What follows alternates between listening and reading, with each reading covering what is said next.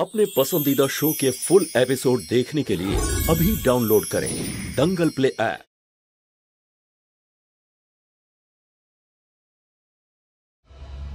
ওহো ললিতা, এসব কেন করছো তুমি? আমি তোমায় বললাম না আমি আমাদের ফিউচার সিকিউর করতে চাই। কিন্তু তুমি সোনা বাবু, তুমি খুব ভালো মানুষ। এক মিনিট ভালোভাবে ভেবে দেখো, যদি এই বিজনেস আর প্রপার্টি সব আমার নামে হয়ে যায় তাহলে রঞ্জু কোনোভাবেই এর থেকে ওর ভাগ চাইতে পারবে না। তুমি আমার উপর বিশ্বাস রাখো, এসব করার কোনো প্রয়োজন নেই। তার মানে হলো আমার উপর তোমার ভরসা নেই? ললিতা, ব্যাপারটা তোমার উপর ভরসা নয়। যদি ব্যাপারটা ভরসা নাই হয় তাহলে তুমি সাইন করে প্রমাণ করে দাও।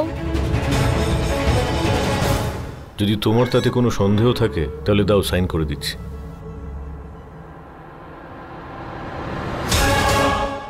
আমার কাছে তোমার চেয়ে বেশি মূল্যবান আর কিচ্ছু নেই। সাইনটা করার আগে তোমাকে একটা কথা বলে দিচ্ছি,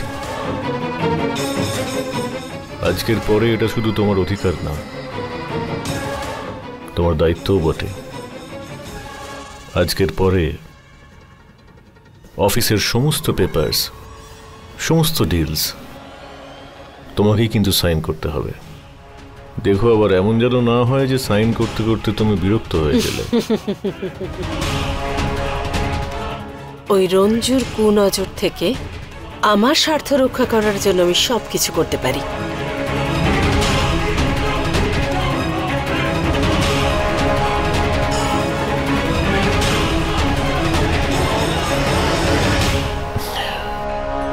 এই নাও ললিতা দেবী। Thank you. আজকের পরে তুমি শুধুমাত্র আমার হৃদয়ের মালকিন নও, আমার প্রপার্টি, আমার বিজনেসেরও মালকিন হয়ে গেলে। হ্যাঁ, এবার খুশি হয়েছো তো? Thank you. মালকিন যতই আমি হই না কেন সোনা বাবু, কিন্তু আমার মালিক তো সবসময় তুমিই থাকবে। ওই কি যেন বলো তুমি, ওই সত্যি? একদম সত্যি। তাহলে আগামীকাল থেকে তোমার নতুন দায়িত্ব। আর এমনিতেও কাল রামনবমী, তাই তো? প্রথমে আমি মন্দিরে যাব, তারপরে একটা নতুন সূচনা। এবার এই পেপারস আমার শক্তি রঞ্জু, আর এর প্রয়োগ আমি সবার আগে তোমার উপরেই করব।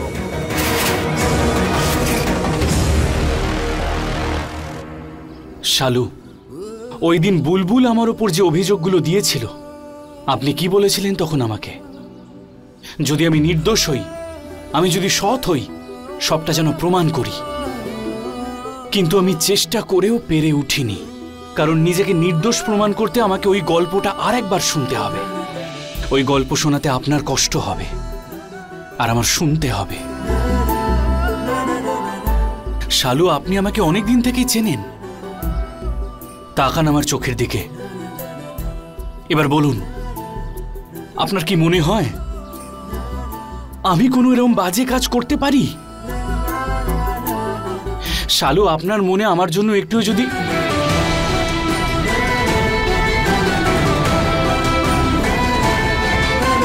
আমার কথার মানে এটাই যে যদি আপনি 1%ও মনে করেন যে আমি খারাপ মানুষ নই, তাহলে আমি নিজেকে নির্দোষ প্রমাণ করতে সবকিছু করতে পারি। যদি আপনি এসব না করেন তাহলে কে করবে? এটা যে কেউ করে থাকুক, তাকে আমি আপনার সামনে আর সবার সামনে নিয়ে আসব। শুধু আপনি আপনার বিশ্বাস আমার উপর বজায় রাখুন।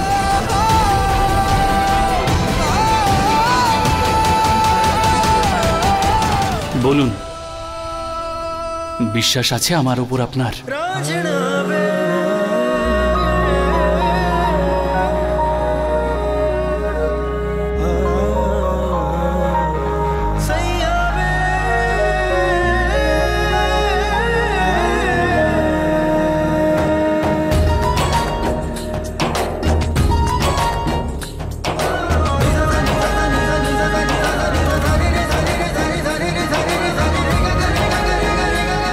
শালু, আপনার পরিবারের বিষয়ে আমি কিছুই জানি না। কিন্তু আপনার জন্য এই চক্রান্ত থেকে সব পর্দা আমি সরিয়ে দেব। তার জন্য যা কিছু করতে হয় আমি করব, যা কিছু। তারপরে ভগবান শ্রীরাম পুষ্পক রথে করে শর্ত অনুযায়ী পুরো 14 বছর বনবাসে থাকার পরে অযোধ্যায় ফিরে এলেন। ওপর থেকে সমস্ত দেবদেবীরা জয় জয়কার করে উঠলেন, বলো শ্রীরামচন্দ্র কি জয়। বল টিয়া। জয় জয়।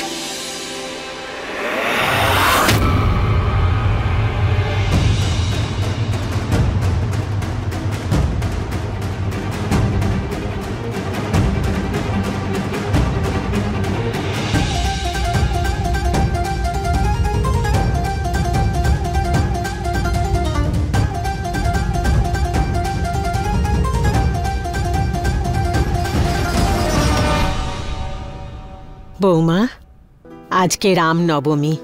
আমি রামচন্দ্রের কাছে প্রার্থনা করব যেন তোমার জীবনের সমস্ত দুঃখ ঘুচিয়ে দেন। মা, আমার জীবন তো আমার মেয়েরা। প্রার্থনা যদি করতেই হয় তাহলে শ্রীরামের কাছে এটা প্রার্থনা করুন যে আমার মেয়েদের যেন কখনো কোনো কষ্ট করতে না হয়। এইটা তুমি ঠিক বলেছ। মা, আমি মন্দিরে যাচ্ছি, আপনি যাবেন? না বৌমা, তুমি হয়ে এসো, আমি ওদের নিয়ে সন্ধেবেলায় যাব। হ্যাঁ, আমাদের জন্য কিন্তু প্রসাদ এনো। আসছি মা।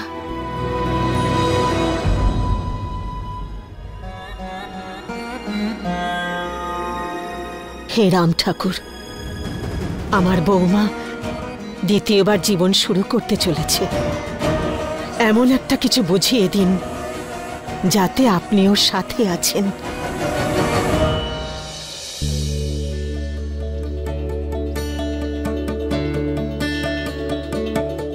দিদি, আখড়ায় চলে এসেছি, এবার তুই যা। আচ্ছা ঠিক আছে, আমি যাচ্ছি, কিন্তু সাবধানে প্র্যাকটিস করবি। সত্যি আবার বাহুবলী হয়ে যাস না। আরে মান্নু, কোথায় যাচ্ছিস? প্র্যাকটিস করবি না? ম্যাডাম এখন বন্ধ আছে। আখড়া বন্ধ মানে? বন্ধ থাকলে তুই প্র্যাকটিস কি করে করবি? আখড়া বন্ধ কেন?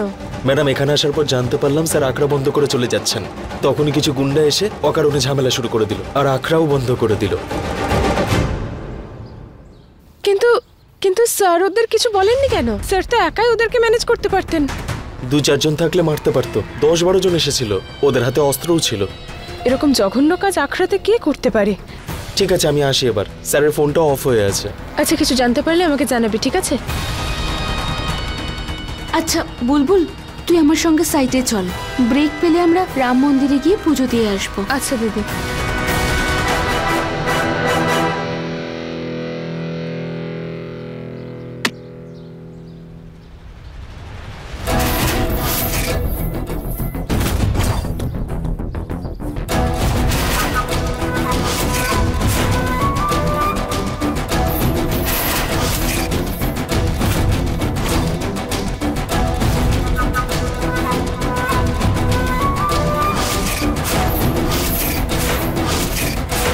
কি হয়েছে? এরম অসভ্যতামি, রাস্তা আটকানোর মানে? যে ঘুমিয়ে আছে তাকে জাগানোর জন্য ডাকতে তো হবেই, তাই না? তার মানে মাথা খারাপ হয়ে গেছে তোমাদের দুজনের? আরে এই মডার্ন প্রেমিক, মাথা তো তোর খারাপ হয়ে গেছে। যে মেয়েটা তোকে অপমান করলো, তোর বাবা মাকে অপমান করলো, তার জন্যই এত কিছু করছিস? যেই মেয়েটার বোন সবার সামনে তোর মায়ের সম্মানহানি করলো, তুই তাকে কাজ সম্মান দুটোই দিয়ে দিলি। বাহ, বিশেষ বাহ, মানতে হবে তোকে। তোর মধ্যে সংস্কার আছে নাকি? নেই না?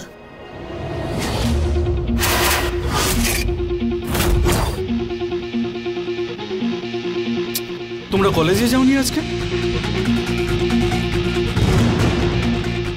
আর তোমরা দুজন এই বাচ্চাদের মতো কেন ব্যবহার করো? এবার তোমাদের দুজনের থেকে আমাকে আদব কায়দা শিখতে হবে। আমি আমার মা বাবার সঙ্গে কেমন ব্যবহার করি তুমি তাদের কাছে গিয়ে জেনে নাও। কিন্তু তোমরা দুজন তোমাদের বোনের সঙ্গে কি করেছো? কলেজের মধ্যে ওর অসম্মান করেছো, বাড়িতে ওকে বিরক্ত করেছো, আর শালুর চাকরি খাবার জন্য তোমরা দুজন উঠে পড়ে লেগেছো। মাথা খারাপ হয়ে গেছে নাকি তোর? হ্যাঁ, কোন বোন? ওদের আমাদের বোন হওয়ার কোনো যোগ্যতাই নেই, বুঝলি?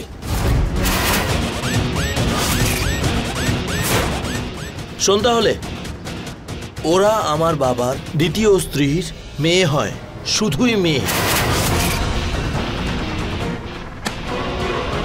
আর কোনো সম্পর্ক নেই, বুঝেছিস?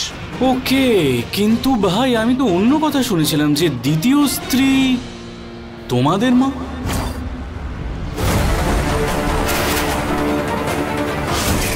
সেই দিক দিয়ে দেখতে গেলে তোমরা দ্বিতীয় স্ত্রীর ছেলে, দ্বিতীয় স্ত্রীর বকাটে ছেলে। না না, বকাটে নয়, মাথা মোটা ছেলে। তোর সাহস কি করে হলো এইভাবে কথা বলার? কেন, সত্যি শুনে ঝাল লাগলো? তোদের দুজনের কাণ্ড তো পুরো মুজাফফরপুর জানে। এখন এই অসভ্যতামি ছাড় আর বাড়ি গিয়ে নিজের মায়ের কাছে আমার নামে অভিযোগ কর, যা। হে মজনু, আমরা কোথাও যাবার জন্য আসিনি, বরং তোকে পাঠানোর জন্য এসেছি। ওফ, ওঠ, কি বললি তুই? আমরা দ্বিতীয় স্ত্রীর ছেলে? তোকে মেরেই ফেলবো আজকে।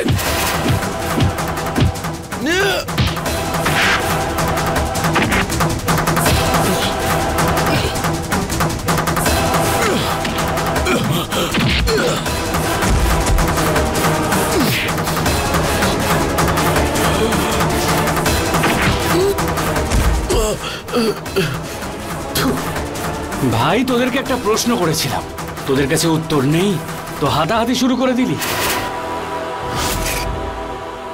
এবারে উত্তর তো আমাকেও দিতে হবে, তাই না?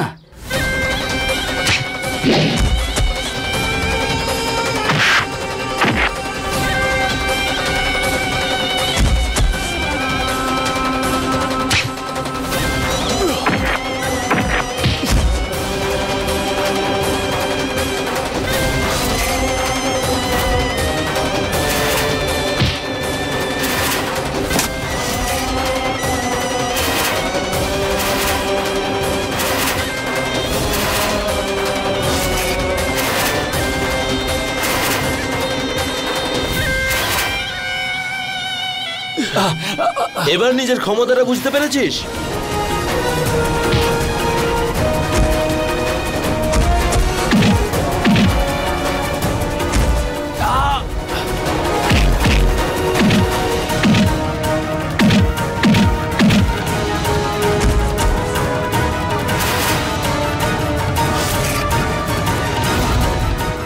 আরে ওঠ রে,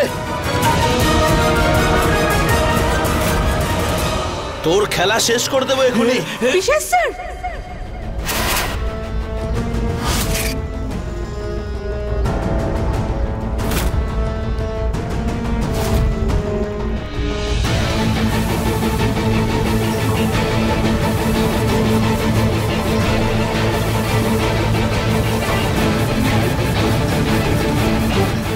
স্যার আপনার তো অনেক আঘাত লেগেছে, চলুন হসপিটালে যাবেন। না, আমি ঠিক আছি, আমার কিচ্ছু হয়নি।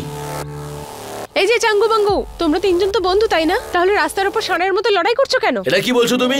বন্ধু? কিসের বন্ধু? ওর তো ক্ষমতাই নেই আমাদের সাথে বন্ধুত্ব করার। আরে এই, একটার সঙ্গে একটা ফ্রি। এরা দুজন এখানে দাঁড়িয়ে আছে, সেই জন্য তোদেরকে ছেড়ে দিলাম, না হলে দু পায়ে হেঁটে বাড়ি যেতে পারতিস না, বুঝলি? তোমরা দুজনে কেন ওনার সঙ্গে মারামারি করছো? কি করেছেন স্যার তোমাদের? তোর কি ক্ষতি করার জন্য আমরা অপেক্ষা করবো নাকি? ওর পক্ষ নিয়ে বেশি কথা বলছিস দেখছি। আমাদের বাড়িতে ঢোকার মতো ওর মনেও আবার ঢুকে পড়িসনি তো? ওই মুখ সামলে কথা বলবে, হ্যাঁ? দিদির সম্পর্কে খারাপ কথা শুনলে জিভ টেনে ছিঁড়ে হাতে দিয়ে এখান থেকে পাঠিয়ে দেবো। আরে কোথায় পাঠাবি আমাদেরকে তুই? এটা তোর আখড়া নয়, এটা রাস্তা, বুঝলি? তোর পালোয়ানি এখানে চলবে না। পালোয়ানদের জন্য না গোটা দুনিয়াটাই আখড়া। এমন মার মারবো না সোজা বাউন্স খেয়ে ললিতা নিবাসে গিয়ে পড়বে। না বুলবুল, আমরা এখানে ঝগড়া করতে নয়, ঝগড়া থামাতে এসেছি। হ্যাঁ, বোঝা তোর এই মাথা মোটা পালোয়ানকে, না হলে কলেজের যে পুরনো হিসেবটা রয়েছে না, সেটা এখানেই পূরণ করে দেবো। ছেড়ে দে। তোদের দুজনের ওপর খুব খারাপ প্রভাব পড়বে এর। বেরো এখান থেকে। করে নে রোম্যান্স, তারপর দেখাবো তোর মজা।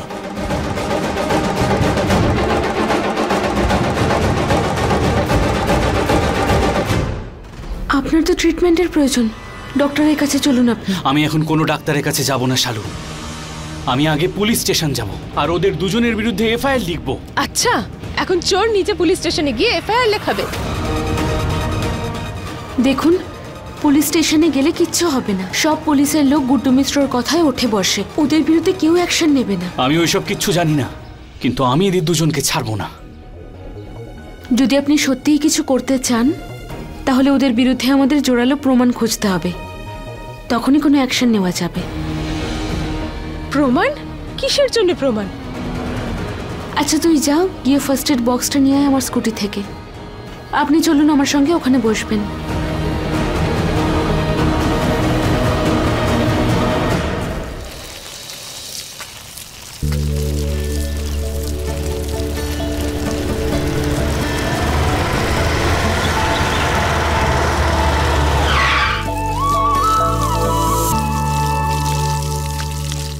দিদা, দিদা।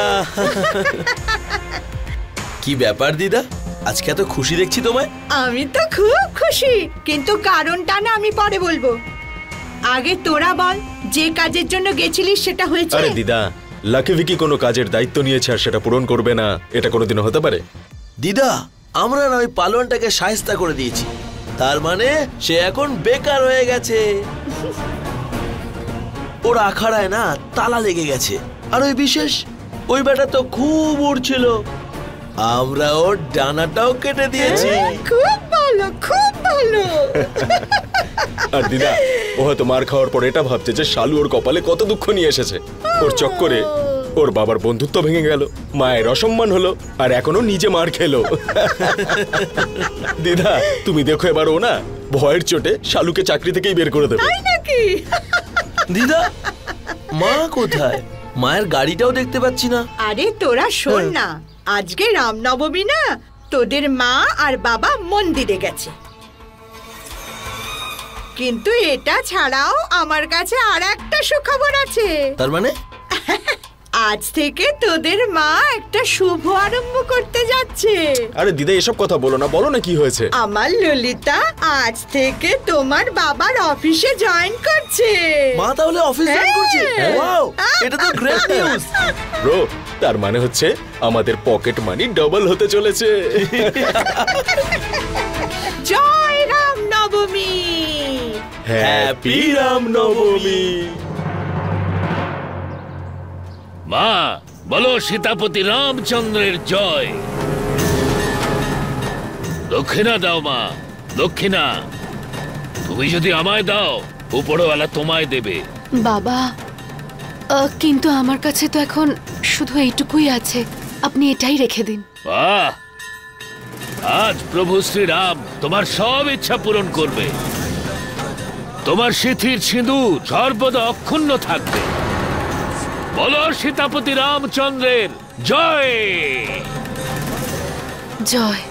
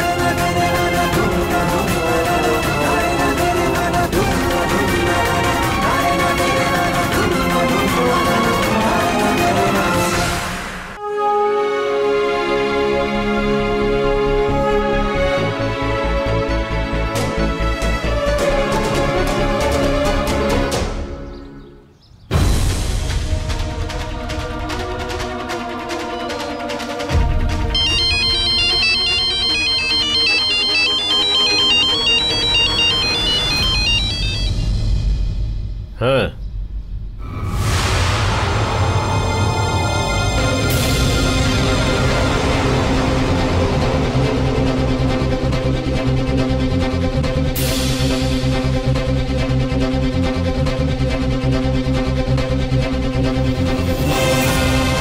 হে ভগবান, তোমার দয়ায় আমাদের বাড়ি আর বিজনেস তো আমি নিজের নামে করে নিয়েছি।